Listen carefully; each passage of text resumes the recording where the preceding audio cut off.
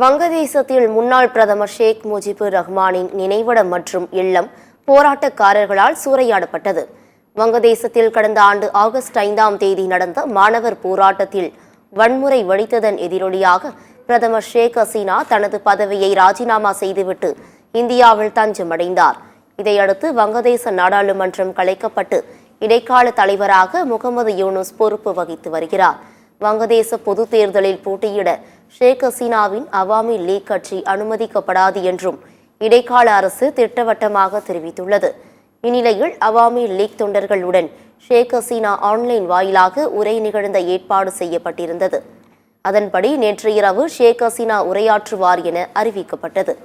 ஷேக் ஹசீனா கட்சியினரிடம் உரையாற்றுவதற்கு எதிர்ப்பு தெரிவித்தும் அவாமி லீக்கை தடை செய்ய கோரியும் டாக்காவில் உள்ள ஷேக் முஜிபுர் ரஹ்மானின் நினைவிடம் மற்றும் வீட்டை போராட்டக்காரர்கள் சூறையாடினர்.